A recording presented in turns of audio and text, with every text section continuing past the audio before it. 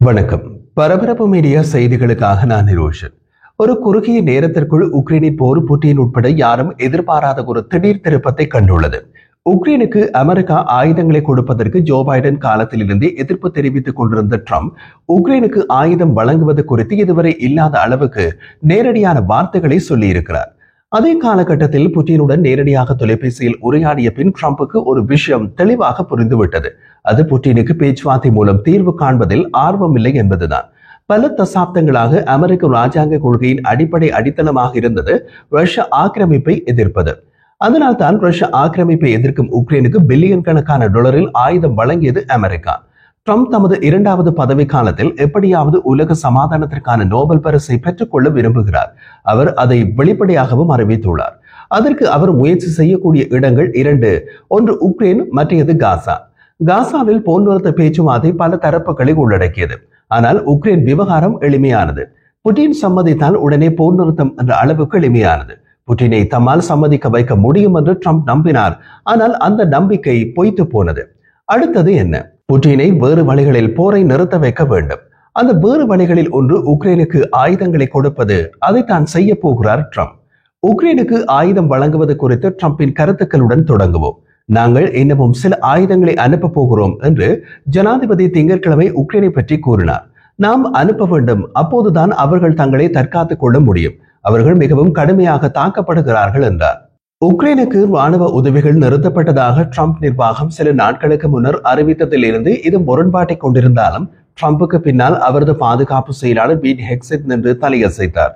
உக்ரைனுக்கு ராணுவ உதவிகள் நிறுத்தப்படுவதாக சில தினங்களுக்கு முன்பு கூறியவரே அவரது பாதுகாப்பு செயலாளர் பீட் ஹெக்ஸெட் தான். ட்ரம்ப் நேற்று செவ்வாய்க்கிழமை நடந்த அமைச்சரவை கூட்டத்தில் கடந்த வாரம் உக்ரைனுக்கு ஆயுதங்களை அனுப்புவதில் இடைநிறுத்தம் செய்ததை யார் அங்கீகரித்தார்கள் என்று தனக்கு தெரியாது என்று கூறினார். உக்ரைனுக்கு உதவ புதிய ஆயுதங்களை வாங்குவதற்கு தான் முடிவு எடுத்திருப்பதாகவும் தெரிவித்தார். நேற்று அமைச்சரவை கூட்டம் முடிந்த பின் செய்தியாளர்களை சந்தித்த போது CNN தொலைக்காட்சியின் செய்தியாளர் ஹைட்லாண்ட் ஹாலின்ஸ் உக்ரைனுக்கு ஆயுதங்களை அனுப்புவதில் இடைநிறுத்தம் செய்யும் உத்தரவில் யார் கையெழுத்திட்டார்கள் என்ற கேள்வி எழுப்பிய போது ட்ரம்ப் எனக்கு தெரியாது என்றார். அதன் பின் செய்தியாளர்களிடம் ட்ரம்ப் உத்தரவில் யார் கையெழுத்திட்டது என்று எனக்கு தெரியாது. உங்களுக்கு தெரிந்திருந்தால் நீங்கள் எனக்கு சொல்லுங்கள் என்றார். கிரெம்ளின் செய்தி தொடர்பாளர் டிமிட்ரி பெஸ்கோவ் நேற்று செவ்வாய்க்கிழமை வாஷிங்டனின் முன்பு நடந்த முரண்பாடான அறிக்கைகள் இருந்த போதிலும் ஆயுத விநியோகங்கள் முழுமையாக நிறுத்தப்பட்டதற்கான எந்த ஆதாரத்தையும் ரஷ்யா காணவில்லை என்று கூறினார். அமெரிக்காவிலிருந்து உக்ரைனுக்கு இன்னமும் என்னென்ன குறிப்பிட்ட பொருட்கள் வருகின்றன, எந்த அளவுகளில் வருகின்றன என்பது குறித்து அதை உறுதியாக தெளிவுபடுத்த நேரம் எடுக்கும் என்று பெஸ்கோவ் ஒரு செய்தியாளர் சந்திப்பின் போது கூறினார். விநியோகங்கள் நிறுத்தப்பட்டுள்ளன என்பதை உறுதிப்படுத்தும் திட்டவட்டமான தகவல்கள் எதுவும் இன்னமும் இல்லை. பல முரண்பாடான அறிக்கைகள் இருந்தன என்பதை நீங்கள் ஒப்புக்கொள்ள வேண்டும் என்று பெஸ்கோவ் கூறினார். ரஷ்யா முன்னர் உக்ரைனுக்கு அமெரிக்க ஆயுதங்கள் அனுப்புவதை நிறுத்தியதை வரவேற்றது. பின்னர் எந்த ஆதாரத்தையும் வழங்காமல் அமெரிக்காவிடம் போதுமான ஆயுதங்கள் இல்லாததால் இடைநிறுத்தம் செய்யப்பட்டது என்று கூறியது. உக்ரைனுக்கு தற்காப்பு ஆயுதங்களை அனுப்புவதாக ட்ரம்ப் கூறியதை அடுத்து பேட்ரியோட் ஏவுகணைகள் உட்பட ஆயுதங்களை உக்ரைனுக்கு அனுப்புவது குறித்த விவரங்களை ஜனாதிபதி டொனால்ட் ட்ரம்பின் தேசிய பாதுகாப்பு குழு உறுப்பினர்கள் நேற்று செவ்வாய்க்கிழமை விவாதிக்க தொடங்கினார்கள் என்று இந்த விஷயத்தை நன்கு அறிந்த ஒருவர் தெரிவித்தார். ஜனாதிபதி ட்ரம்பின் வழிகாட்டுதலின் பேரில் உக்ரைனியர்கள் தங்களை தற்காத்துக் கொள்ள முடியும் என்பதை உறுதி செய்வதற்காக பாதுகாப்பு தலைமையகம் பென்டகோன் உக்ரைனுக்கு கூடுதல் தற்காப்பு ஆயுதங்களை அனுப்புகிறது என்று பென்டகோன் செய்தி தொடர்பாளர் பின்னர் கூறினார். அதே நேரத்தில் நீடிய அமைதியை பெறவும் கொலை நிறுத்தப்படுவதை உறுதி செய்யவும் நாங்கள் பாடுபடுகிறோம் என்றும் அவர் தெரிவித்தார். வெள்ளிக்கிழமை ட்ரம்புடன் உக்ரைனிய ஜனாதிபதி வோலோடிமிர் செலன்ஸ்கி தொலைபேசியில் பேசிய சில நாட்களுக்கு பின்னர் இந்த மாற்றம் ஏற்பட்டது. தொலைபேசி உரையாடலில் இருவரும் கூட்டு ஆயுத உற்பத்தி மற்றும் வான் பாதுகாப்பு பற்றி பேசியதாக உக்ரைன் ஜனாதிபதி கூறினார்.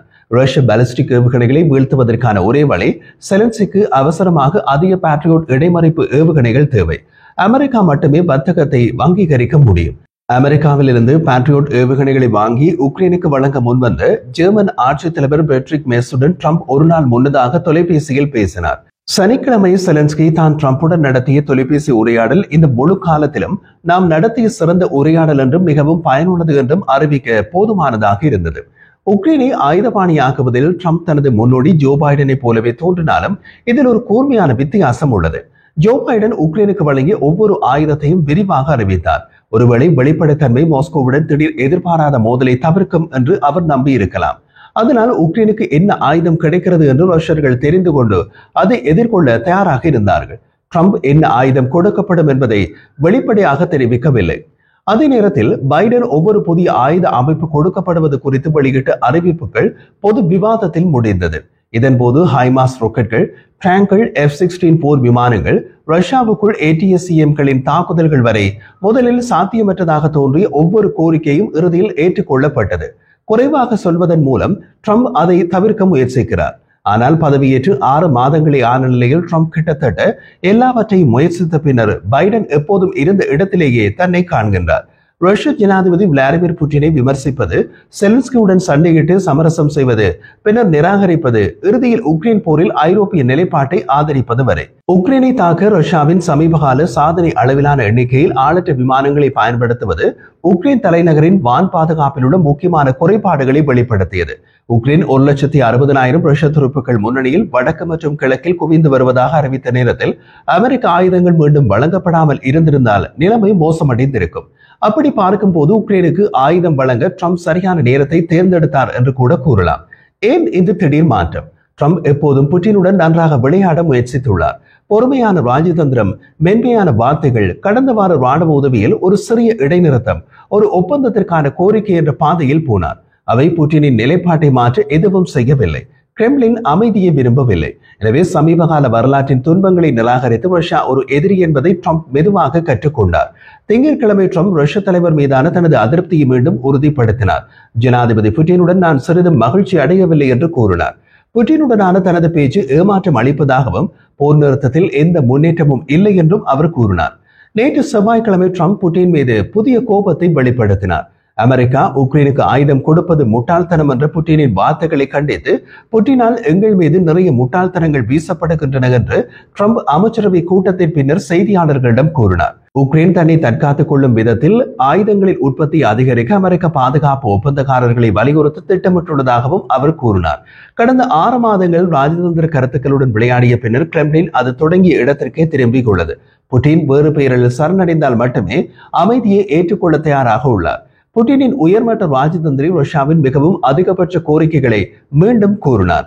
ரஷ்ய வெளியுறவு அமைச்சர் செர்கி லாவ்ரோவ் ஒரு ஹங்கேரிய பத்திரிகையிடம் போரின் அடிப்படை காரணங்கள் அகற்றப்பட வேண்டும் என்றும், உக்ரைனை இராணுவமயமாக்குதலை நிறுத்தம் செய்தல், ரஷ்யா மீதான தடைகளை நீக்குதல், ரஷ்யா மீதான அனைத்து வழக்குகளையும் ரத்து செய்தல் மற்றும் சட்டவிரோதமாக கைப்பற்றப்பட்டு மேற்கத்திய அடிப்படையிலான சொத்துக்களை திருப்பி தருதல் உட்பட சாத்தியமானவற்றின் நீண்ட விரிவான பட்டியலை வழங்கினார். உக்ரைன் நேட்டோவில் ஒருபோதும் சேர மாட்டேன் என்று உறுதியளிக்க வேண்டும் என்றும், ஆக்கிரமிக்கப்பட்ட உக்ரைனிய பிரதேசத்தை ரஷ்யாவாக அங்கீகரிக்க வேண்டும் என்றும், மாஸ்கோ இன்னமும் கைப்பற்றாத சபோரிசியா மற்றும் கெர்சனின் சில பகுதிகள் உட்பட அனைத்தையும் ரஷ்யாவாக அங்கீகரிக்க வேண்டும் என்றும் அவர் கூறினார். உண்மையான ராஜதந்திரத்தை நிராகரிப்பதற்கான புட்டினின் காரணம் எளிமையானது. அவர் இந்த போரை பொய்யாக ரஷ்யாவுக்கும் அதன் பாரம்பரிய மதிப்புகளுக்கும் இடையிலான இருத்தலியல் மோதலாகவும், தாராளவாத, விரிவாக்கவாத மற்றும் நேட்டோ ஆக்கிரமிப்பு ஆகவும் ரஷ்ய மக்களுக்கு விற்றுள்ளார். புட்டின் அமைதிக்கான தனது விருப்பத்தை பற்றிய பேச்சால் ட்ரம்பை சமாதானப்படுத்த முடியும்.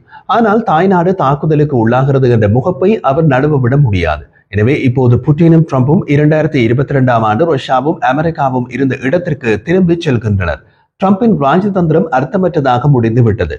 வாஷிங்டன் உக்ரைனை பாதுகாக்க உதவ வேண்டும் அல்லது உலகளாவிய அவமானத்திற்கு ஆளாக வேண்டும். அது அமெரிக்க ராணுவ மேலாதிக்கத்தின் அழிவு. கடந்த வார இறுதியில் ஜெர்மன் சான்சலர் ஃபிரெட்ரிக் மெர்ஸ் மற்றும் பிரெஞ்சு ஜனாதிபதி இமானுவேல் மேக்ரோன் ஆகியோருடன் தொலைபேசி அழைப்புகளில் ஐரோப்பிய நாடுகள் தங்கள் சொந்த அழைப்புகளை உக்ரைனுடன் பகிர்ந்து கொள்வது உட்பட உக்ரைனுக்கு பேட்ரியோட் ஏவுகணைகளை வழங்குவது குறித்து ட்ரம்புடன் விவாதித்தார்கள் என்று பேச்சுவார்த்தைகளை நன்கு அறிந்த ஐரோப்பிய அதிகாரி தெரிவித்தார். இது அமெரிக்காவின் ஆசனத்தில் ஐரோப்பா கண் வைக்க தொடங்குவதை ட்ரம்புக்கு தெளிவாக உணர்த்தியது. இந்த வார இறுதியில் ரோமில் நடைபெறும் ஒரு மாநாட்டின் போது உக்ரைனியர்களுக்கும் உக்ரைனுக்கான ட்ரம்பின் தூதர் கீத் கெல்லாக்குக்கும் இடையே ஆயுதங்கள் பற்றிய உரையாடல்கள் தொடரும் என்று எதிர்பார்க்கப்படுகிறது. மேலும் உக்ரைன் இன்னமும் நடுவில் உள்ளது.